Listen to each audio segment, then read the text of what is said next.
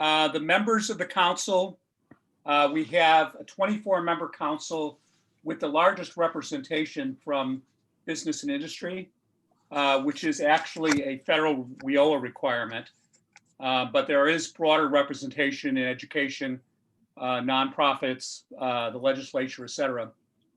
The state agency commissioners serve as ex officios, and the workforce board leaders and SVP partners served as partner committee members.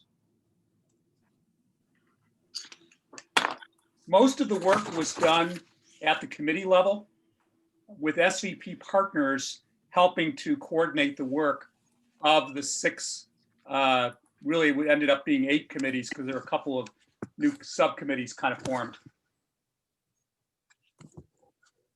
There are several kind of key principles that are clearly stated in the plan if you've had a chance to read it. Equity must be front and center. Regional sector partnerships are going to be the foundation of building the future workforce system in the state. Developing education and career pathways aligned with the key sectors, key industry sectors in our state is a key priority, and this covers the full education spectrum. From an equity and access standpoint, we need to make key investments in supportive services to enable all people to access the education and training opportunities in Connecticut.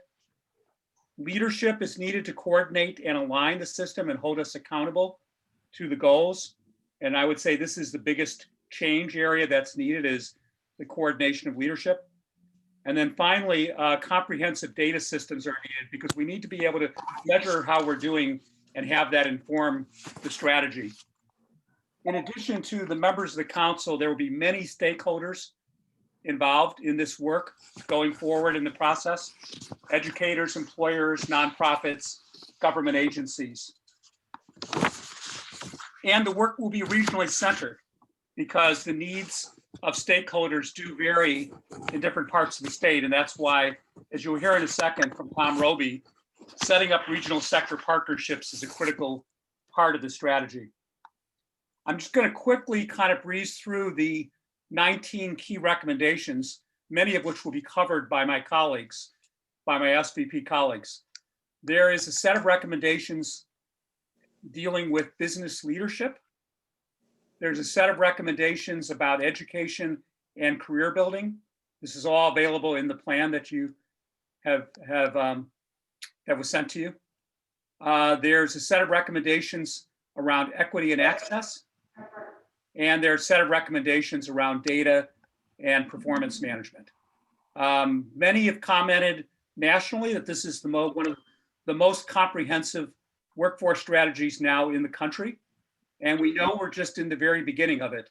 There is a ton of work that needs to be done to really build out the plans and to start to implement the strategies. And we are inviting all stakeholders to get engaged in this.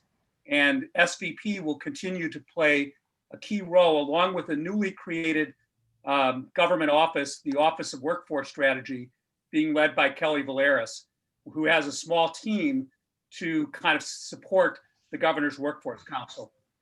With that, I'm going to stop sharing the screen and start calling on my colleagues, starting with Tom Roby, who will both cover regional sector partnerships and the look at the work that we did in manufacturing. Terrific, thanks, Mark. It's been a really interesting set of projects over the past year. We started about a year ago in a very different environment, looking at the state of manufacturing in Connecticut.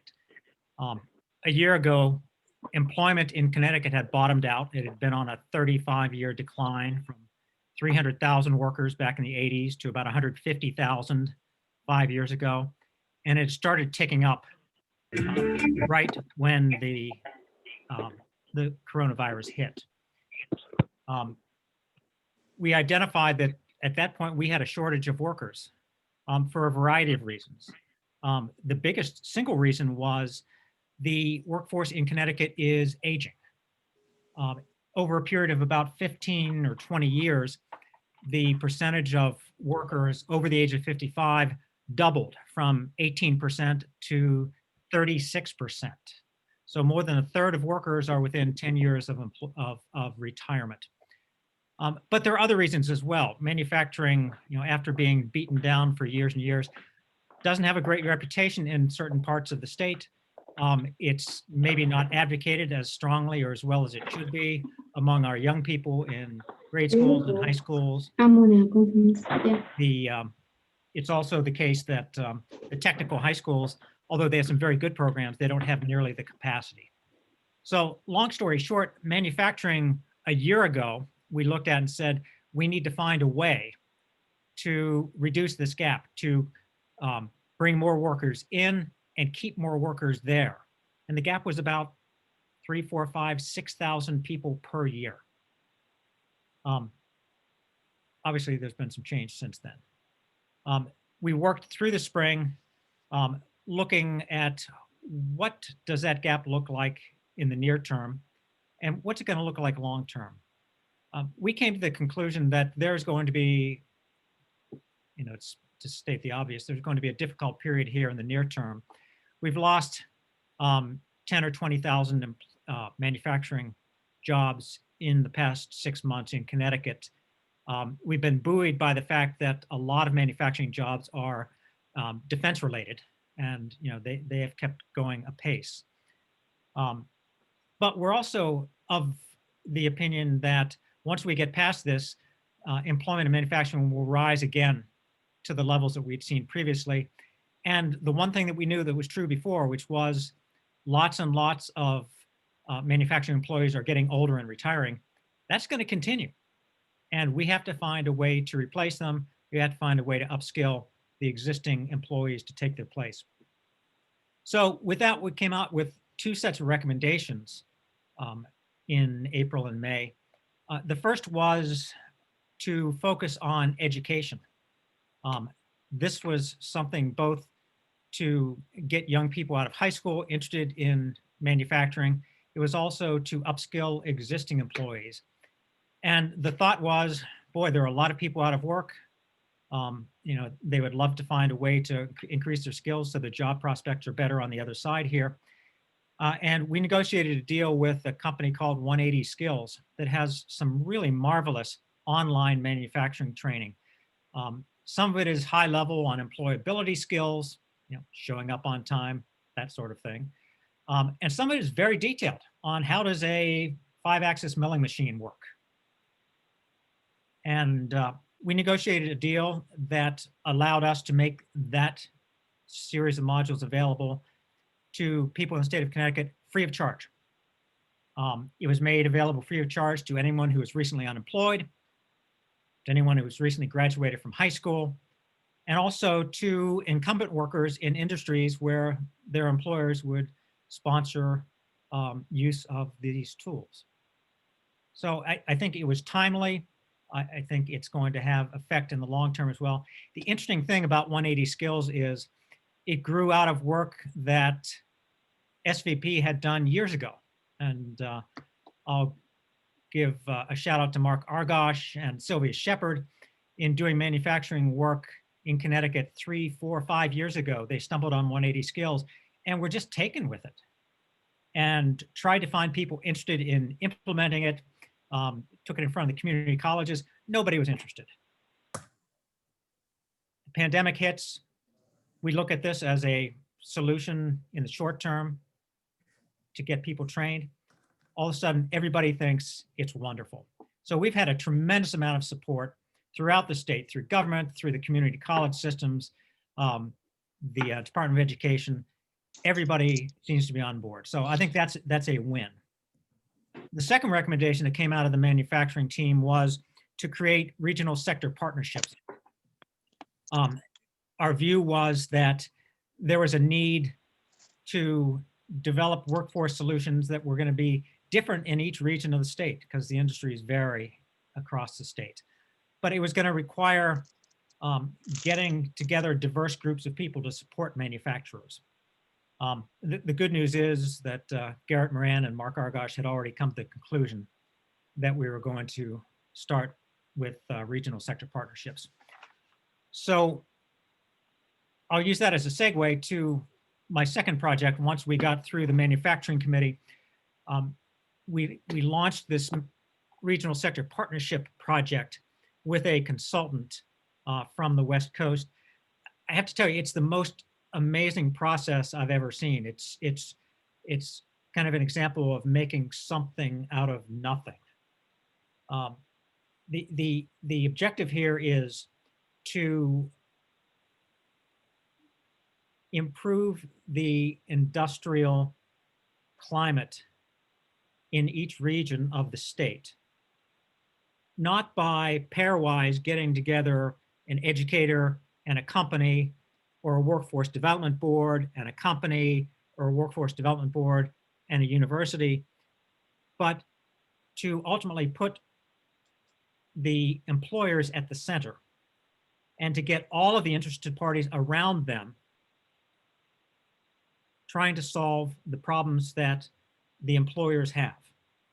And it's the employers who determine what is it that they need to be successful and to grow their business, to grow their industry in that region of the state. So I say it's an amazing process because it's a process that started with Garrett and the governor naming a committee to endorse regional sector partnerships. And these were leaders of industry and the education institutions in the state. And they then, after learning about regional sector partnerships, formed regional committees. And in Connecticut, we've divided into 5 different regions, roughly aligned with the workforce development boards, geographies. And so a second set of committees was formed, one in each region. And these groups of people were knowledgeable people in education, the workforce development boards, community organizations, chambers, and the like. And they got together, and this process happened in August and September and the first part of October. And in each region, they looked at the data to say, what sectors, what economic sectors in our region are most important and would most benefit by putting together a regional sector partnership. And it's interesting, at that stage, none of the industries was present. So there wasn't any lobbying by the local manufacturers saying, ooh, pick me, or by the hospital system saying, ooh, pick healthcare. It was everyone else in the community saying, what's important to our community? And they've now come, each of the regions, I think, has made recommendations for which industries they want to start with. And in each of the 5 regions, I think there's either 1 or 2 industries they want to start with. Manufacturing, I think, was selected by 4 of the 5. Healthcare was selected by 3 or 4 of the 5 regions. And I think for the most part, they're all going to start with one partnership. And this involves putting together another committee. And this committee, at the heart, is the local industry. So if it's a manufacturing regional sector partnership, they would recruit all of the significant manufacturers in that region to sit at the center of the table to decide what are the biggest issues. Is it workforce development? Is it transportation? Is it training? Is it incumbent training? Whatever it might be. And then around them in a circle are all of the other parties, the community colleges, the state universities, the state agencies, the chambers of commerce, all of the other stakeholders. And the idea is that all of them then focus on helping to find long-term solutions to the needs of those industrial participants. We expect that the first of those regional sector partnerships will launch in January, February, and we're anxious to see how well it works. This is something that Connecticut is not the first to do. The consultants we're working with work in 17 or 18 states and have had tremendous success. So I think, Mark, we're enthusiastic about where this goes. Lots of work yet to be done. Thank you, Tom. And I failed to say at the beginning that we expect kind of these presentations to go till about 2 and leaving 30 minutes for Q&A. Next we're going to hear from Bernie Park and to talk about the healthcare sector and some of the training programs that she's been involved with. I'm going to share my screen again because there's one chart that we're going to put up.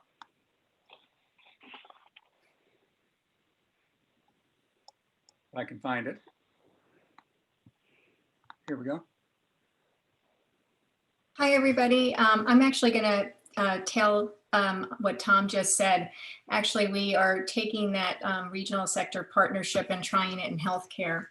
And we are working on relationships that actually SVP has already developed, working with some of their workforce development nonprofit partners, such as Career Resources here in the South Central part of the state, Capital Workforce Partners in the North Central part of the state, and then the Eastern WIB, which is up in the eastern coastal side of the state. So we are using the regional sector partnership as kind of our way of coming together. We did start with employers, actually. We did ask them to identify in-demand roles. So we are working with several of the larger healthcare employers in the state, such as Stanford Hospital, Newbon's, Yale New Haven, Hartford Health, CVS, and we're actually working with the Connecticut Association of Healthcare Facilities and the Connecticut Center for Assisted Living to help us identify in-demand roles, which they did. And we then worked with the community college system to develop, they already had these offerings, free certificate level trainings, but we worked with them to actually streamline them, condense them, make them full-time, and leverage online learning platforms and simulation lab learning to really deliver programs for displaced workers in an expedited fashion. And then we also offered stipends and wraparound support services to help people actually successfully transition from their former jobs. We initially just tailored displaced hospitality workers because obviously that was the industry most affected by the COVID-19 epidemic. And we've had success because a lot of those folks already have what we call the soft skills that we feel makes them actually good people to actually transition into healthcare roles. They already have that customer service and people orientation that we actually need in healthcare. So all of this started from a pilot that we did in the Fairfield County area with the Bank of America, an SVP funded pilot, which was very successful. So we're actually just, it's been a lot of fun actually working across the state, working with these regional sector partners and really scaling it. So it's actually been, I'd say, a successful partnership and really an example of what we're trying to accomplish. Thanks.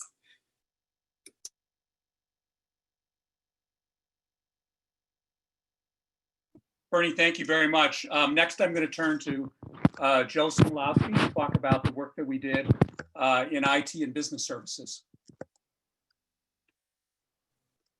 Hey, Mark, I think I'm unmuted. And what I thought I would do is start with a little background concerning IT, information technology and business services. Second, to touch on a few of the initiatives that I think will have an impact on these two sectors, and then thoughts about the planning process.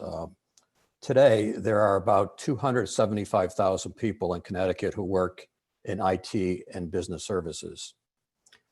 In the case of IT, the state's educational and training system is not meeting the demands for individuals in this field. And when I refer to the education and training system, I'm talking about 2- and 4-year colleges. I'm talking about the occupational schools, as well as the workforce development programs that we have in place.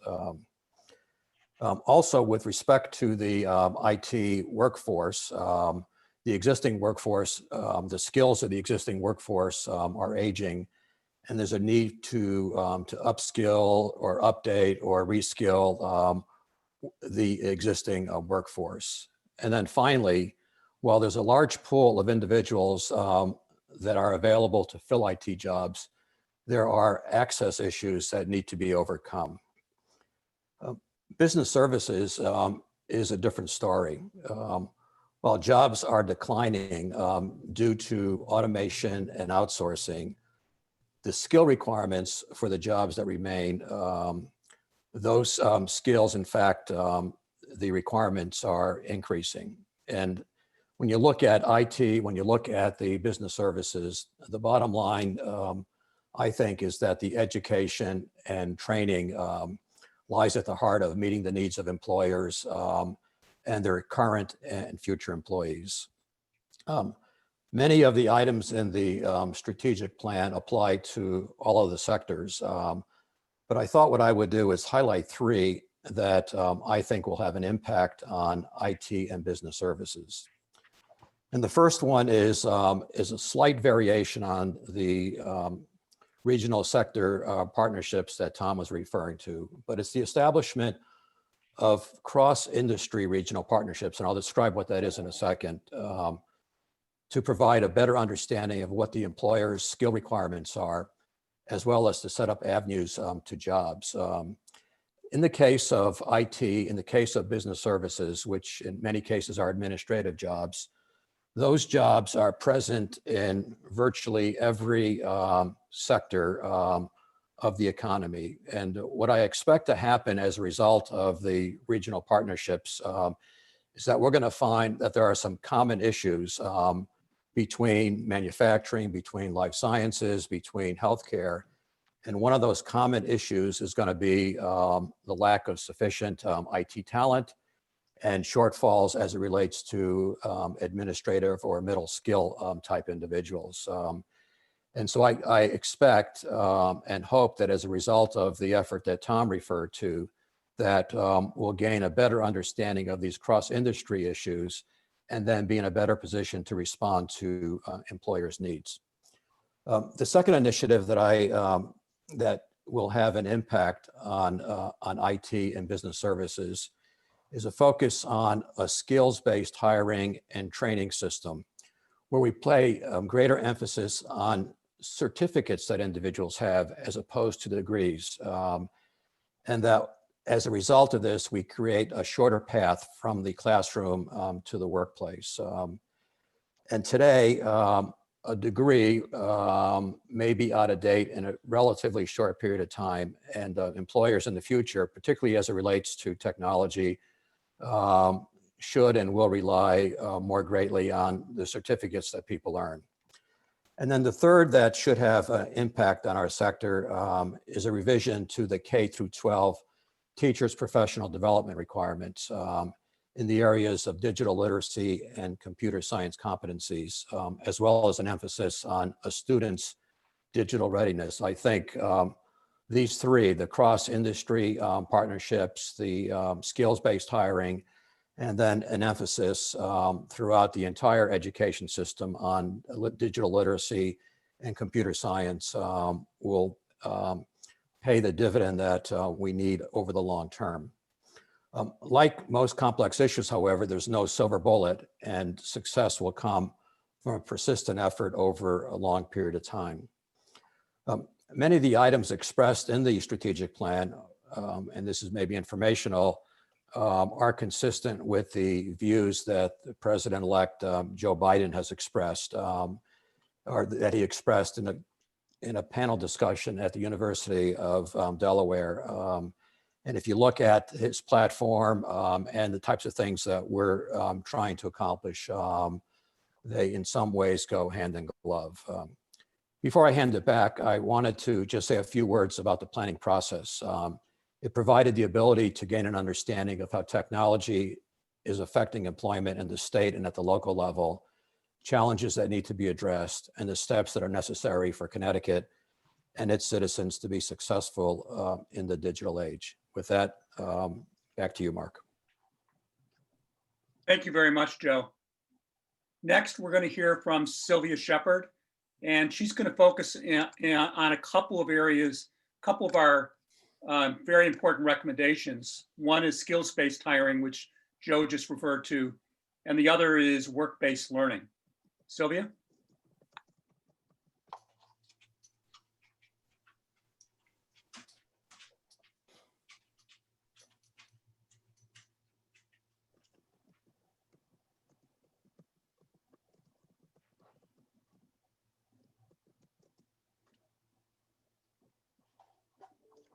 So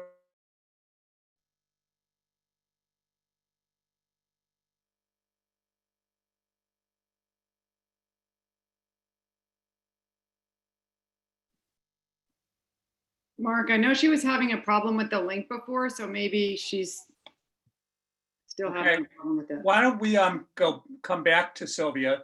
Next, we're going to talk about the education recommendations and start with Alicia, Angus, and Shannon Merriman.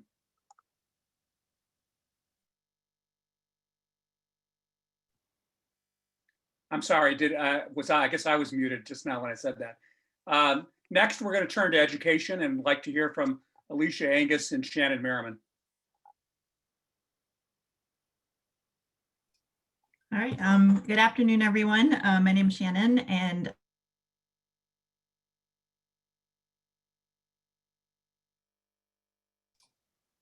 I think we're all getting, oh, are we all muted? For all of us to be muted other than the speaker. So, but go ahead, Shannon. We can hear you, Shannon. Okay. I don't know. It showed all of a sudden that I was muted, so sorry. Good afternoon. My name is Shannon Marimone. I was working on behalf of SVP with the Education and Training Committee of the Governor's Workforce Council. In my day job, I also work with Ready CT, which is a statewide nonprofit focused on K-12 education and workforce development. So a lot of great alignment between the two efforts.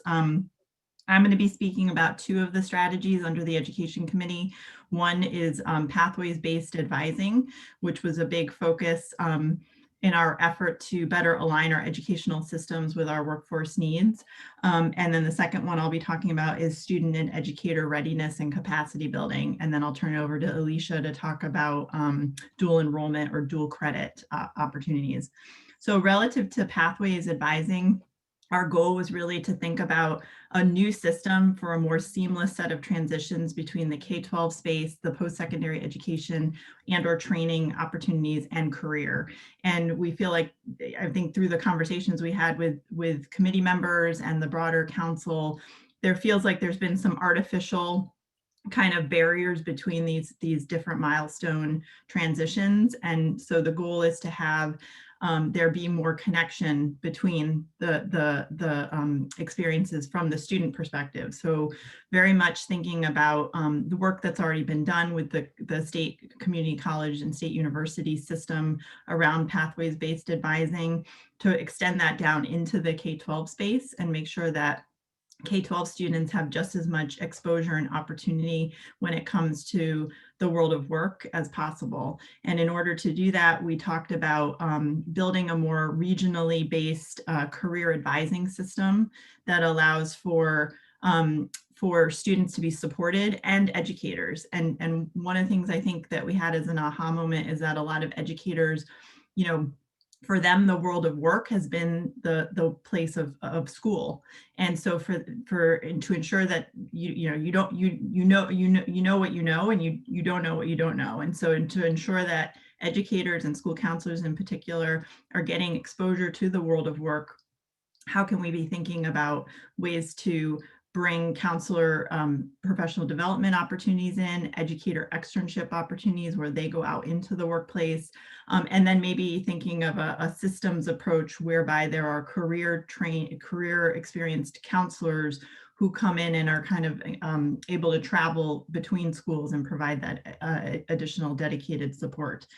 We also wanted to leverage the student success plans, which is a state a mandate through legislation that all students starting in grade 6 have a dedicated plan for their course of study and aspirations that they have, short-term and long-term. And so how do we make sure that we're leveraging that as a tool and a resource as optimally as possible? Right now, it's not highly leveraged, and a lot of students, if you ask them, will say that they're not even aware that they have one, which is not a good thing. So we want to really amp that up and make that something that guides the experiences students have, also conversations with parents. We know that parents are a critical part of the equation, and then very much connecting it with the school counselors, and that student success plan could actually carry with the students could carry it with them into their post-secondary experiences. The other goal in the plan that's clearly identified is that the CSCU system, in particular, the state colleges and university system, it has a goal of getting down the student and advisor ratio. We know that a lot of the ratio is just untenable right now. In high schools, it can be as much as 450 students per advisor. And you can imagine that that's not really going to give students what they need. So at the higher ed level, there's a commitment to putting resources behind lowering that ratio. We feel like similarly that statewide system for supporting K-12 would help bring that ratio down similarly. In terms of the second strategy around student and educator readiness and capacity building, we spent a lot of time talking from the vantage point of skills gaps, and specifically in the area of computer science and digital literacy, which I think has come to the fore more than ever in our current situation with the sudden move to remote learning that happened pretty much overnight, and discovering that that is a skill area on the part of our educator workforce that needs to be really invested in. So we do want to make the distinction between computer science and digital literacy. Oftentimes those two things get conflated. And so we are thinking about a two-pronged approach to ensuring that students have access to and increased participation in the content area of computer science, which is becoming just as important as math and literacy. You know, it's kind of the new foreign language, if you will. But then also investing in digital literacy, which is just sort of a non-negotiable nowadays in order to be prepared to enter the world of work. So in order to, on the systems level, build that capacity on the part of educators, the section in the report that speaks to this really talks about modernizing educator preparation, certification, and professional development in order to be more agile and meet the needs that students have to have access to both computer science as a content area and digital literacy skills as kind of an omnipresent skill set. So there's a number of things that came out of that, one of which is a statewide computer science steering committee. It's called CS for CT, and we've been very actively involved in kind of getting that stood up. And the charge of that committee is to put into action the state adopted computer science education plan, which was approved by the State Board of Education in June 2020. So work is already underway in response to that particular strategy, and we're really excited to kind of get it to the next level. So with that, I will turn it over to Alicia. Hi everyone, Alicia Angus, SVP Partner, working with Shannon on the Education Committee. One of the overarching goals of the Governor's Workforce Council was really increasing the percentage of Connecticut residents who have post-secondary credentials or degrees. It's currently at 54%, and we're looking to get it to 70% by 2025. So to help us accelerate the speed of that, we one of the initiatives the Education Committee has been focusing on is dual credit programs. Dual credit are basically college programs that high school students take, and they get credit for both simultaneously. There's a lot of benefits to dual credit programs. It better prepares students for college. It increases matriculation rates, persistent rates, and most importantly, it decreases the cost of students going to college. It makes completion for them more likely, and it increases their debt after college. So there's a lot of good stuff going on in the state now. UConn has a very successful program. The state colleges and universities, community colleges have some dual credit programs. Some of the privates do, but we really need to look at where those programs sit, how well aligned they are with the industries that we're focused on in Connecticut. So our plan is to put together a working group to really evaluate what's happening now, where there are gaps, and develop programs that are going to fill in those gaps. One of the things we're going to pay special attention to as we're doing this is looking at some of the alliance districts, which are the low-income districts, to make sure that they have access to these programs, because those students are the ones that are going to benefit most from them. when we're thinking about those Alliance students, we really also, a secondary initiative we have is to focus on FAFSA completion rates for them. So we're gonna make that one of the efforts that we have is to increase the FAFSA completion rates, and we'd like to get it to 100% for Connecticut students. With that, I'm gonna pass it on to Susan, who's gonna talk about adult education. Yeah, just to introduce Susan Adamson, another SVP partner, who both worked with Joe on the IT and business services effort, and then led the adult education effort. Susan? Camille, we need to have Susan unmuted.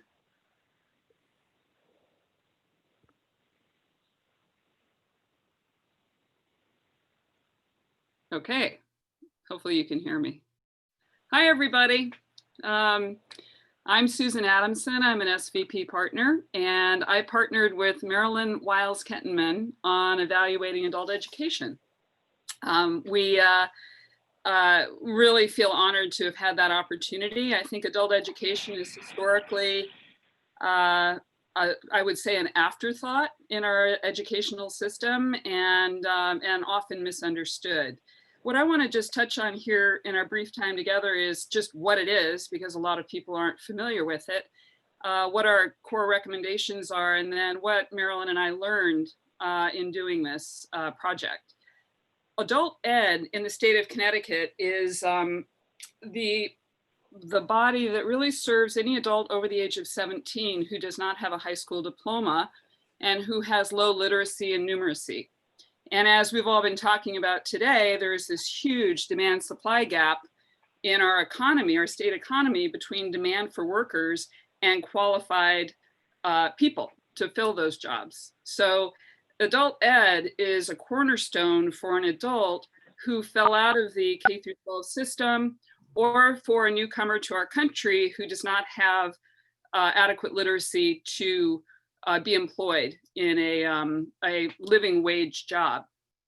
So if you looked at the numbers pre-COVID, the demand for adult ed, the actual identified need is close to 500,000 people in the state of Connecticut. Adult ed currently serves about 18,000 students. So you can see this, this gap when you have only 5% being served and a huge and growing demand with COVID. It's bad before, and it's going to be worse going forward. So we really believe this is a huge race equity issue. It's critical to our economy to help the adult population with this literacy and numeracy so that they can participate in the workforce system and progress, whether it be along an educational pathway or into a better job. It's a very complex area because adult ed serves three main cohorts. One is, the largest one are English language learners. Over 60% of the population in adult ed are newcomers to our country seeking language and literacy and a path to citizenship. And the other component are people who just fell off the high school diploma route because of life getting in the way, and they need a bump to get the diploma and move on. And another substantial component are people who lack basic adult education. So they may have an elementary school or a middle school level of reading and writing and math skills. So the problem is that component, we need to get more people in the system and help them gain the skills, because we don't have enough people engaged in adult ed to help them get further in the system. So we took a look at that to try to understand, how can we increase enrollment? How can we improve the skills attainment for this population? And importantly, how do we connect adult ed in this workforce continuum? Because it's kind of tends to be its own little thing. And so we interviewed program directors all across the state. We spent a lot of time with the administration that governs it within the Department of Ed. And we looked at, Maryland in particular spent a lot of time looking at other states And, so we could understand best practices that we could import. And I would say, in terms of our overall findings, I think we were amazed at what the adult ed educators are doing with the amount of resources they have. They are very underfunded. This is just part of the chronic problem that's been, in place in our state for a long time. Most other states sort of redeveloped their adult ed programming between 8 and 10 years ago. And Connecticut had a severe funding problem that got in the way of that. So as a result, program directors today, because they're attached to the K-12 system, most of the teachers come from K through 12, and they have phenomenal training. They're certified, they're trained, many have masters, but they're only allowed to be part-time. So that drastically limits the capacity to handle students in the system. The other, when you look at the numbers, the funding per student currently is around $1,500 per student. If you looked elsewhere in the country, it'd be more like $6,000 per student, and K through 12 is like 15. So you've got this really complicated population and a very limited amount of resources.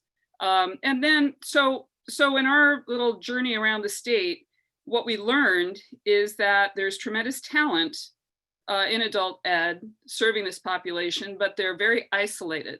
And there's, I think as Shannon mentioned, there are a lot of artificial barriers between the work that adult ed is doing and what's going on in the community colleges and the workforce development boards.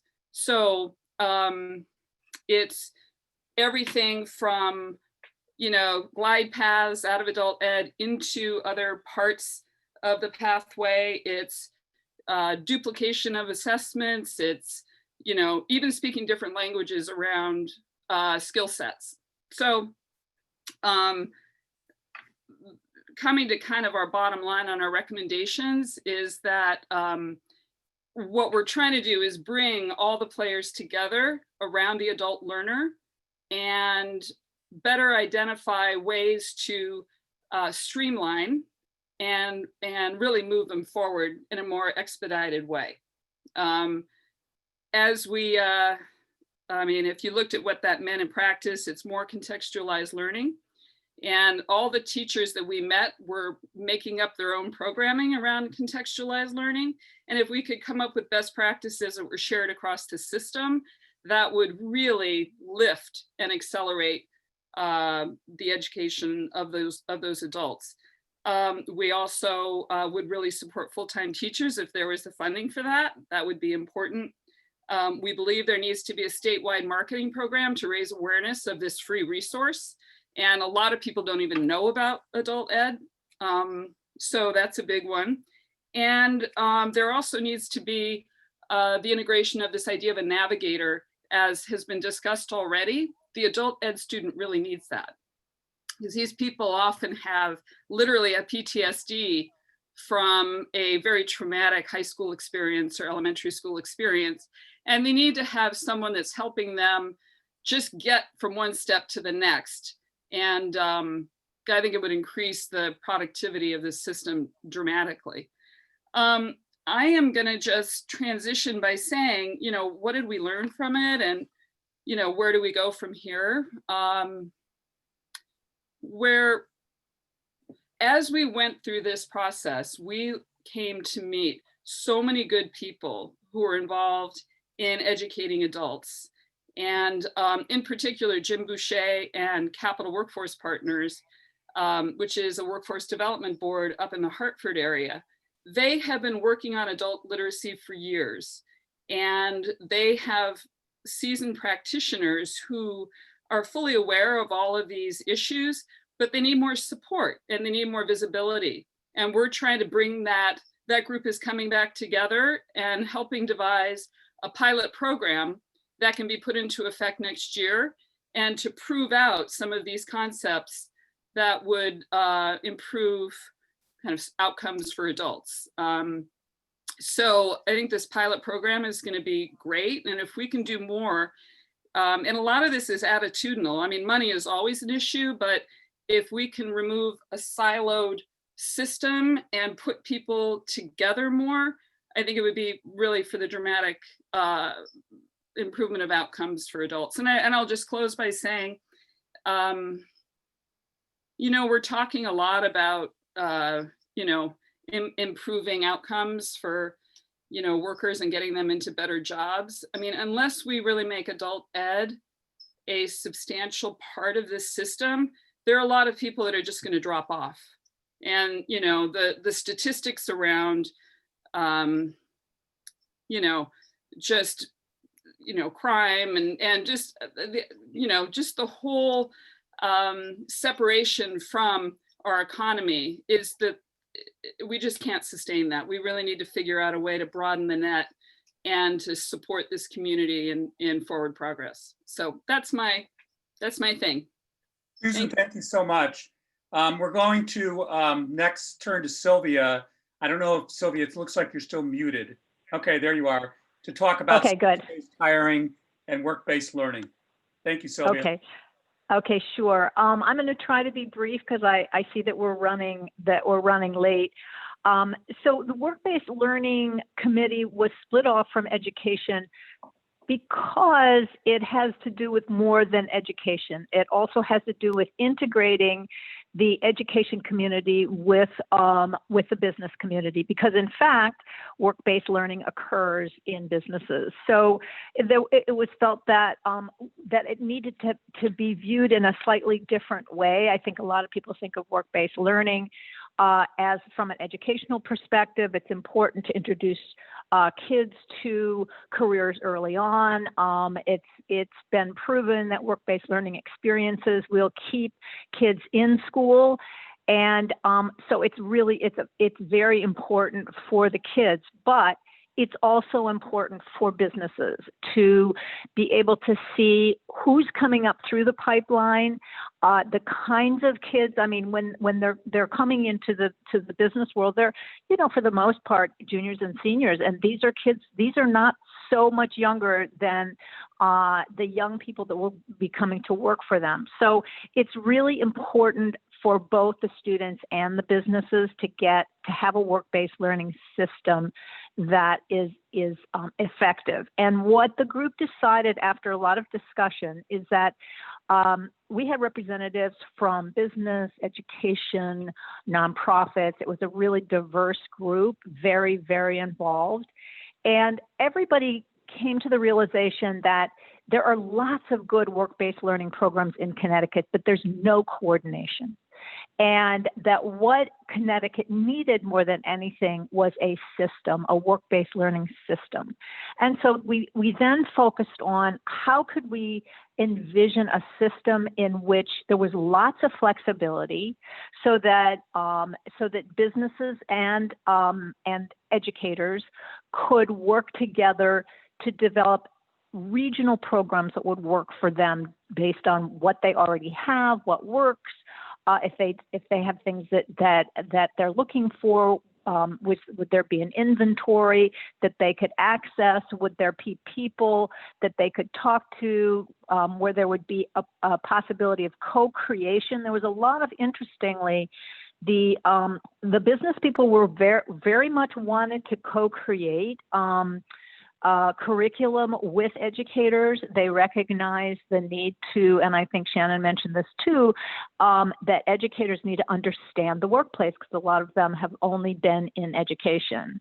And so what we came up with was this idea of a two-tiered work-based learning ecosystem. The top tier would be a statewide coordinator that would look at all the work-based learning systems in the state and ensure that there was coordination between them. And this would be probably the new workforce development unit would take that role on. Now, we're not looking at creating new structures.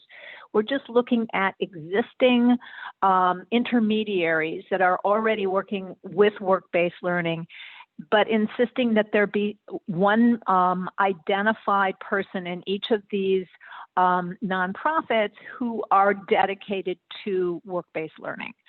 So there would be the statewide coordinating body, and then in cooperation with the regional sector partnerships, there would be regional intermediaries, which, as I said before, would be responsible for coordinating work-based learning between existing businesses and the high schools and the secondary, and the colleges and the community college system, with the idea that everything would be better integrated, policies and practices would be better integrated, there would be more sharing, there would be an online portal where individuals could go, both from the educator perspective and the employer perspective, to do some matching.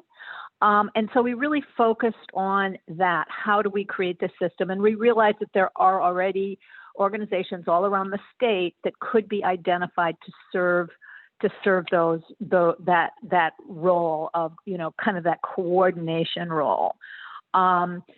Then moving on to skills-based hiring and training. One of the things that has become very clear is that there is degree inflation all over the United States. And what has been determined in Connecticut is that really skills-based hiring strategies will expand the talent pool. That if you focus on what are the skills that are required for a particular job, that there are a lot more people not only who would be available to take those jobs, but also the skills-based hiring is a much better it's a much better system for moving from one industry to the next, because if it's based on skills, especially today when we're looking at a lot of people who are out of work and maybe changing industries altogether, they may have skills that are appropriate for an entirely different industry. For example, IT, you can see IT everywhere, right, in all different industries. So if you really focus on skills-based hiring, it just expands the pool in a much better way. And so going forward, there will be some pilot programs. We'll reach out to Connecticut companies who are interested, and there is a lot of interest in this, to take their jobs and really break those jobs down into skills. And then in a further step would be, okay, so let's see what industries where there's an overlap, to help people kind of move from one industry to the next.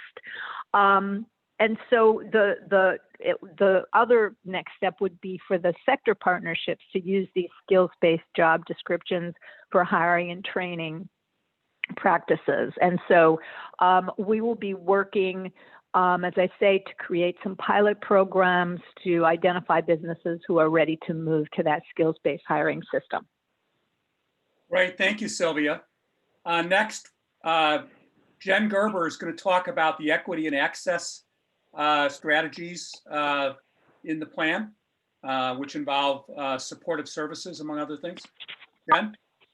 Mark, would you like me to be a little briefer, or still 10 minutes? Yeah, I would say, be concise on it, but I think this is really critical that people understand that this plan really does focus on giving more access to all different populations. So maybe, Jen, you could just describe kind of, that part of the whole process, which you helped to spearhead.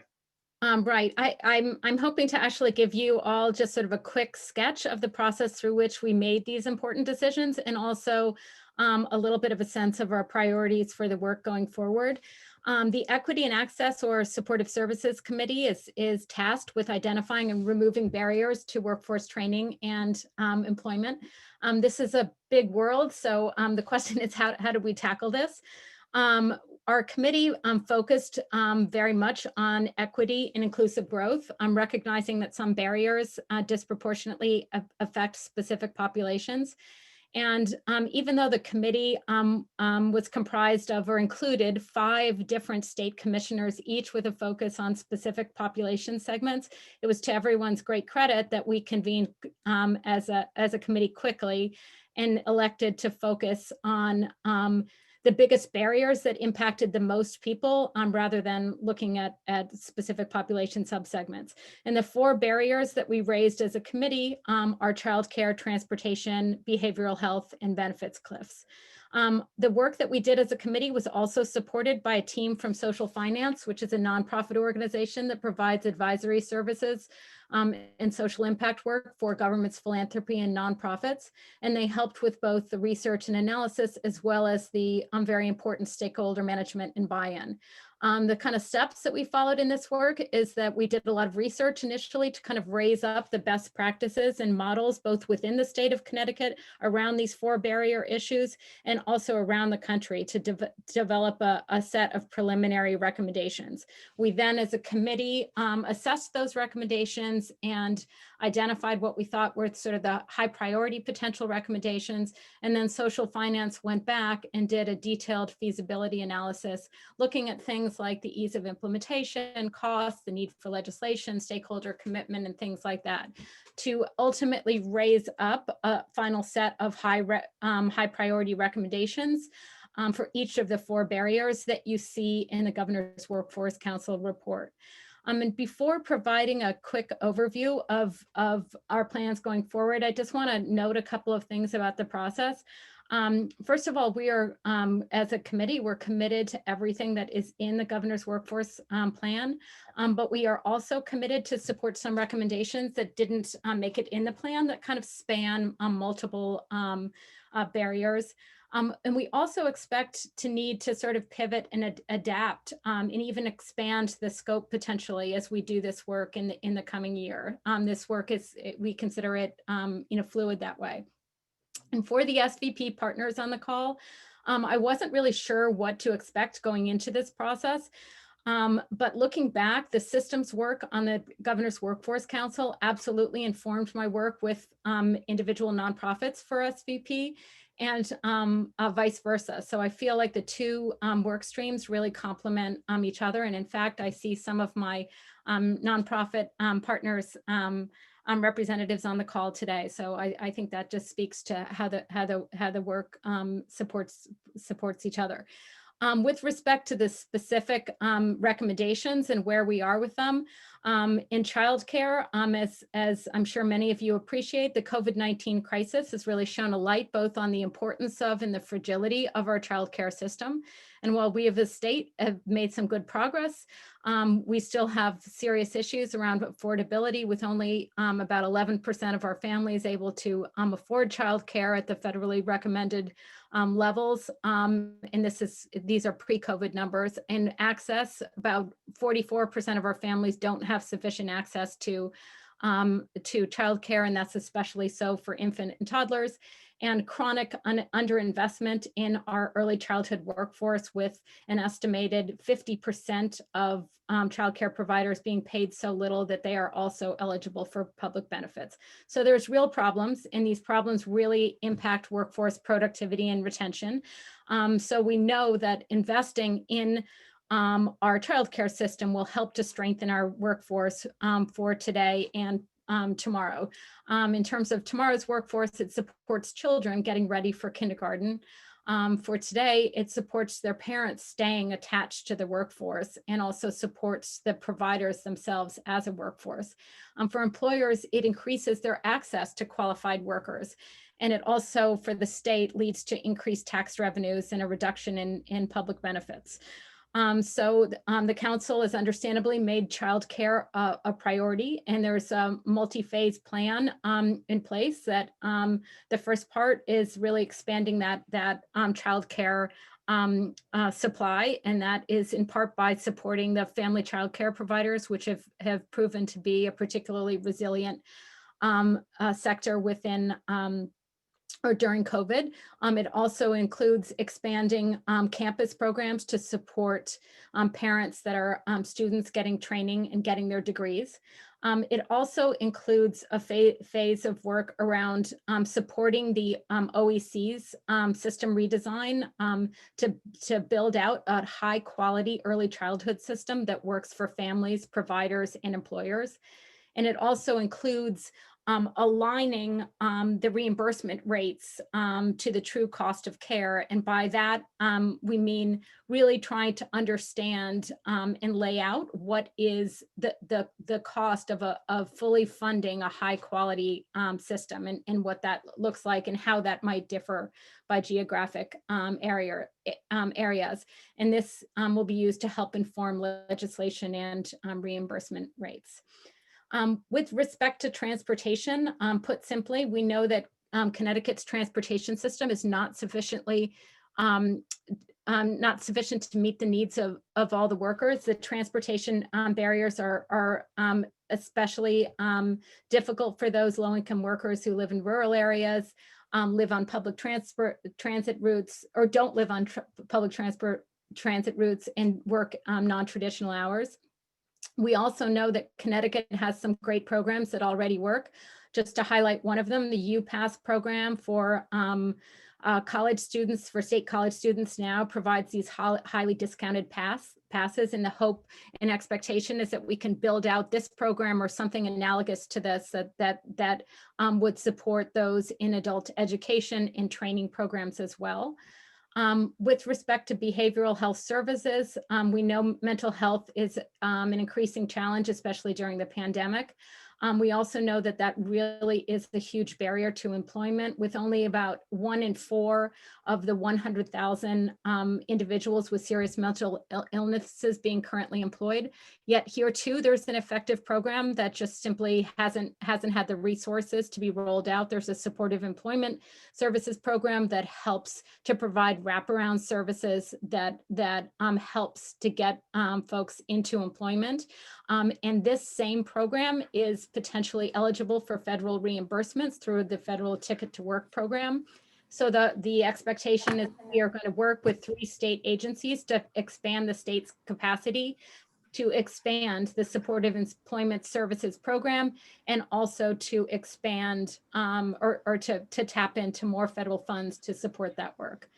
And then with respect to benefits cliffs, for those of you that aren't familiar with the term, benefits cliffs occur when an increase in income is offset by a loss in the eligibility for specific benefits that results in kind of a net decline in disposable income. And this is a huge problem.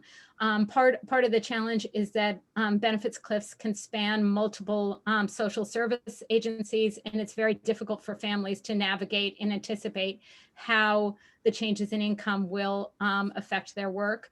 And so we know this is a huge issue, so that the Governor's Workforce Council has supported the implementation of a tool from the Atlanta Fed, that it's a dashboard that effectively shows how an individual may be impacted by benefits cliffs in selected career pathways that are aligned with the in-demand career pathways that we know Connecticut needs to fill. We're using the information from that dashboard along with other analysis to help basically lift up policy recommendations and in support of sort of budget neutral changes to address the benefits cliffs problem. And finally, we are supporting the implementation of an adaptation of this dashboard that is effectively a very individualized personal benefits cliff tool that can be used by caseworkers and employers to advise their employees or potential trainees as to how their career decisions are going to affect their disposable income. Jen, thank you so much. And our final speaker is going to be Courtney Farrell, who's going to talk about the data and performance management recommendations. And immediately following Courtney, we're going to open it up to Q&A. Thanks, Mark. So when we talk about the data and performance area, there are a few key recommendations that are coming out of this work. And at the end of the day, a lot of it comes back to what Mark mentioned in the very beginning, which is, how do we measure success? How do we have accountability? How do we make sure that we're doing those things that we need to there? So the first one, the first item that I want to talk about is an online workforce development services tool. Essentially what we're looking at with this is a website that can take all of the results of all the work that everybody's been talking about here with career pathways, with possibilities for upskilling, what would that do for your job? What would that look like for your career path? To really pull all of these pieces together into something that is useful for the individual job seeker to be able to then navigate and get a better understanding of what's available to them and what different career paths could look like for them. If you're curious to see an example of that, one of the ones we looked at that had a really good organization and layout is from Colorado, called My Colorado Journey. But essentially we want to be able to tell the story for the job seeker to pull all of this wonderful work that everyone's doing together into that kind of central place. So that's going to be the most visible piece of work from this committee. But there are a few other components that are critical to both supporting that as well as supporting the rest of the work of the council. The next one that I want to touch on is the actual data and performance management tools. So this is where we're going to be looking at reporting. So how do we know if all of the strategies that have been laid out here, are we meeting our goals? How do we know that? How do we know if money being invested is having the right return on investment so we can compare programs and what's working and what's not? Looking at pulling all this information together and putting again, kind of telling a story with the data is what we want to do with the performance management tools area. Within Connecticut currently, every agency pretty much manages their own data. Then there's all of the educational data across the various school systems and university systems. And so being able to kind of get that comprehensive picture is incredibly difficult. So what we're going to be doing is building off of some of the existing tools that are there. The biggest one being the P20 WIN system that some of you may have heard of if you've been exposed to data work in the state in the past. What we're doing with the biggest value add that we have from the P20 WIN system is this is essentially a framework for how to pull together all these data sets, how to organize the governance of those data sets and who has access to what information, to organize all of that to make sure that we have consistent data sharing agreements, that privacy is being managed in the ways that we need it to, and that we have a good legal foundation for all of that information as well. So we'll be building off of that to have this additional reporting capability. Some of this will be ad hoc. So if there's a particular research area that somebody's looking into that they want to do a little bit more digging in, or if there's a particular project that one of the agencies wants to investigate the various efforts that they have to see which one is maybe having a better impact, then they can do that kind of one-off research project. But we're also looking at having system-wide dashboards where anybody can go look and see what's going on with some of these goals, what's going on with what the workforce cares about, what's going on with some of the key numbers that are relevant in our workforce development world. A lot of this data exists. It's just a matter of finding it. Whenever I started this work, one of the first things that I did was to talk to all of the people that you've heard from today and find out what their data needs are. What do they care about? And every single person said, I need to find the data. They just couldn't get to it. And so what we're looking to do is to answer that question and solve that problem with our reporting tools. And then the last piece that falls into the data and performance area is an integrated data system. So this is the most important piece, but is the least visible to anybody who's looking at this from the outside.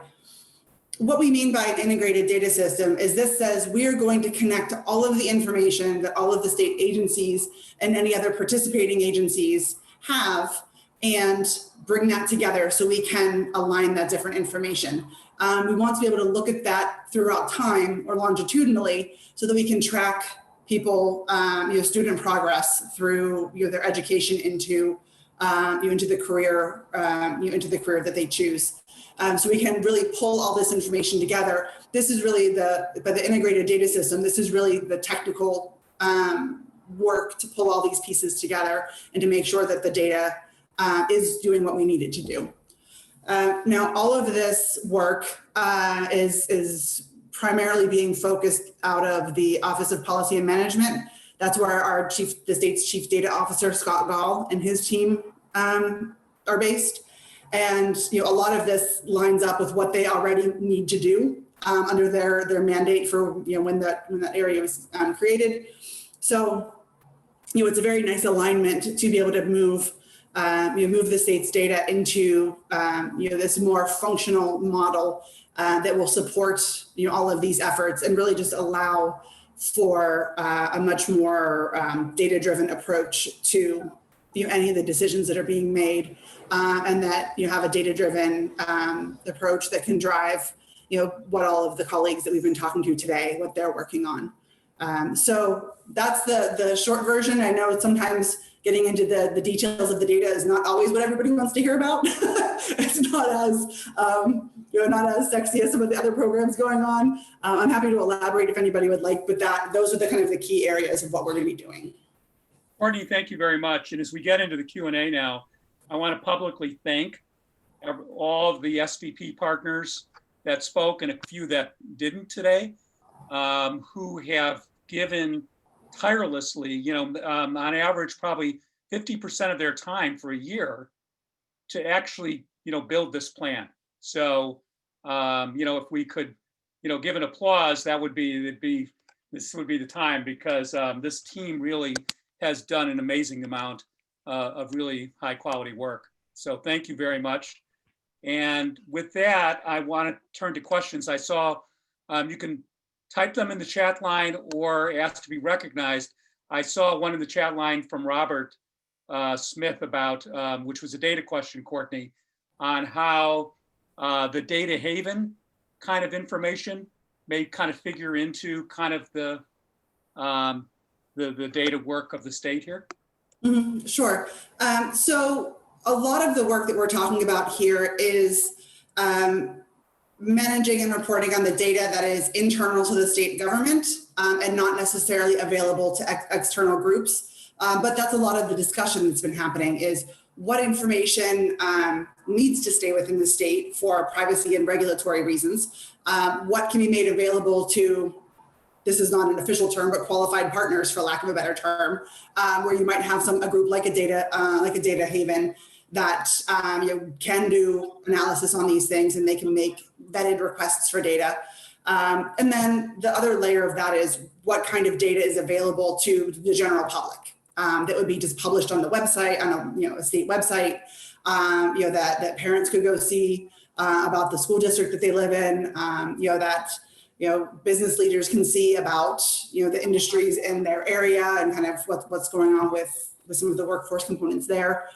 So a lot of the work that we're talking about is looking at how do we suit the needs of each of those partners and each of those types of access. With a group like Data Haven, they are the chief data officer of the state, Scott Gall, is very well connected with the different groups that do data analysis within the state, because a lot of what those groups will do is build data literacy among the general population who may not have thought about things in this kind of way before. And so there are partnerships there, but they're not necessarily tied as much to this specific set of work. Primarily because a lot of it is focusing on data internal to the state that's really kind of being exposed within the state government itself. Okay. Next question.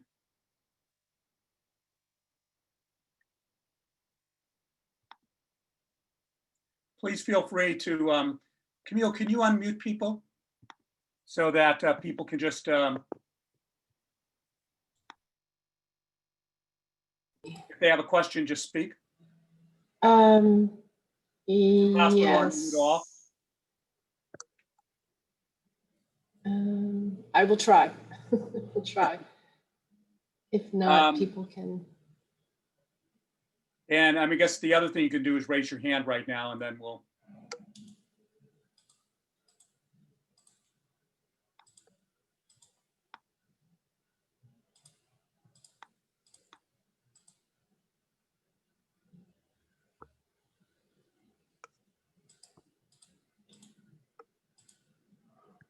I just took myself off mute to ask a question. Is that okay? Yep, absolutely. And anybody else can do the same.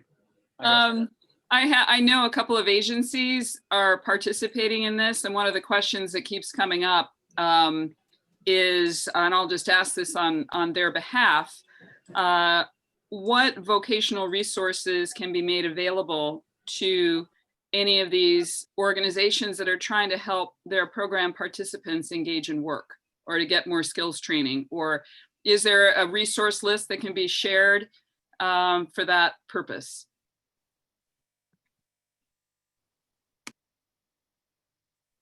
I'm sorry, Susan, I was kind of focusing on the technical. Is there a resource list that can be shared with what? Question, and this is on behalf of some agencies that were participating, and we're hoping this question would be answered.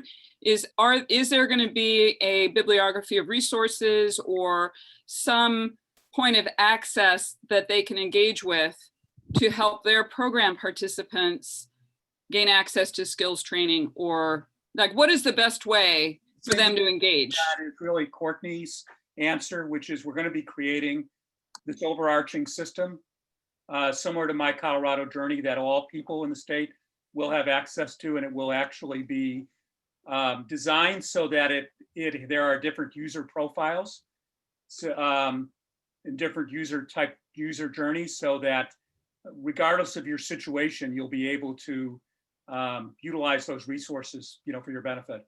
And we're moving ahead with that, with building that system. Next question. And I apologize for, it looks like people aren't able to.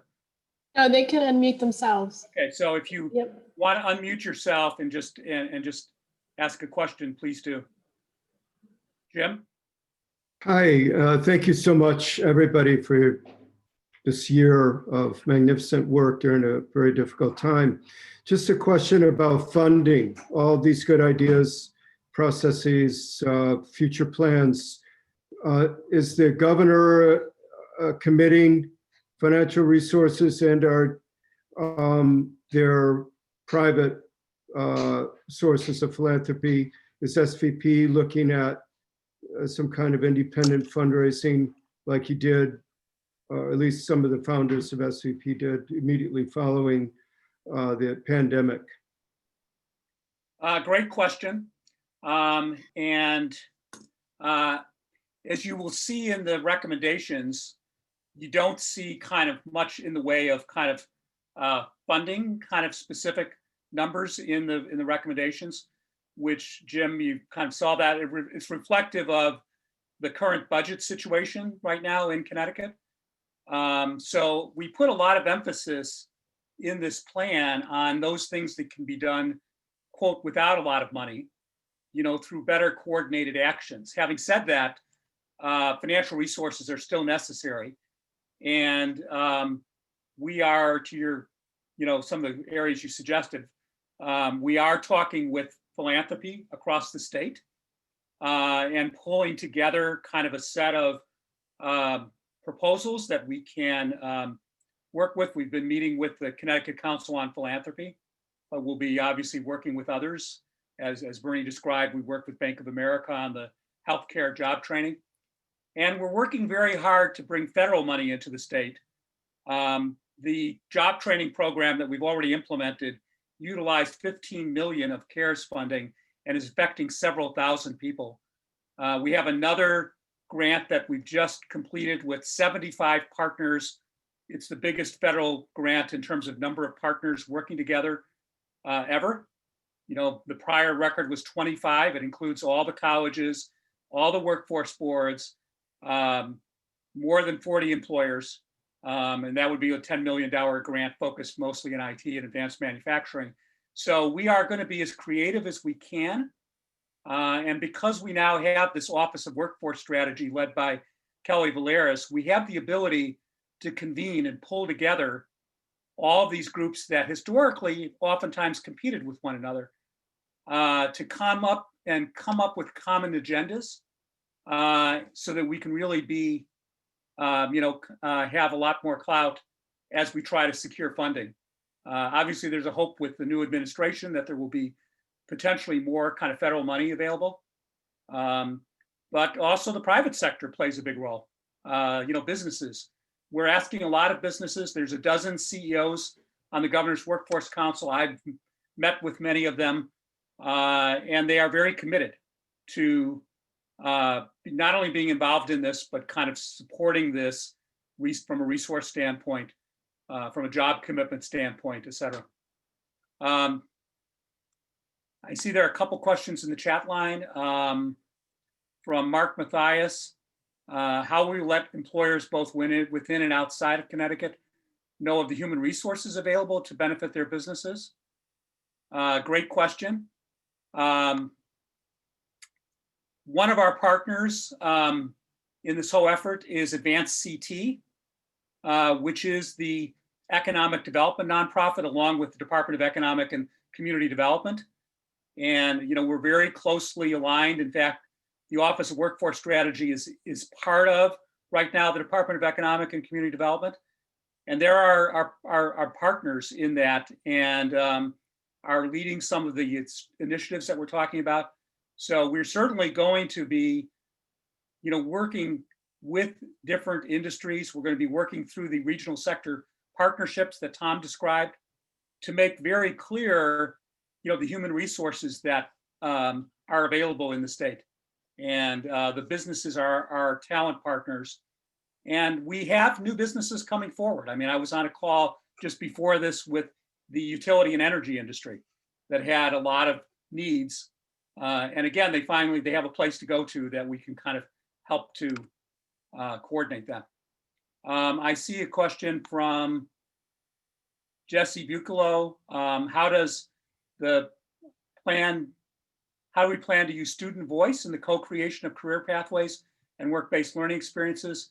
Really critical kind of point. Certainly on the new systems that Courtney kind of mentioned, that has to start with kind of student and kind of job seeker voice. And certainly in a lot of the educational areas that Shannon and Alicia talked about, we're going to need to really engage kind of students in this. So I think great kind of point and question.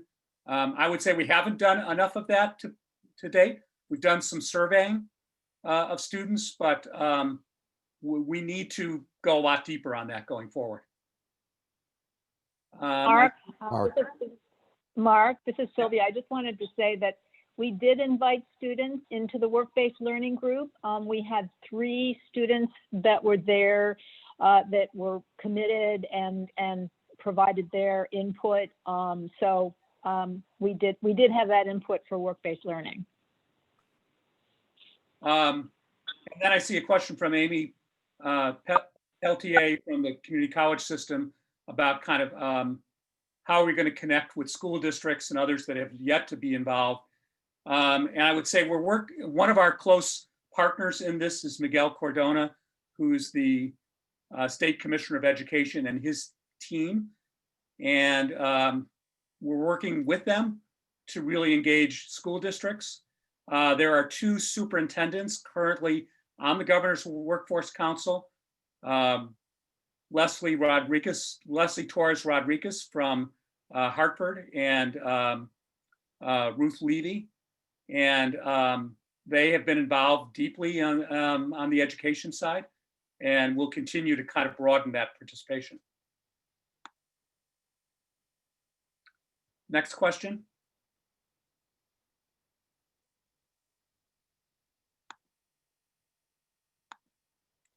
Feel free to unmute yourself.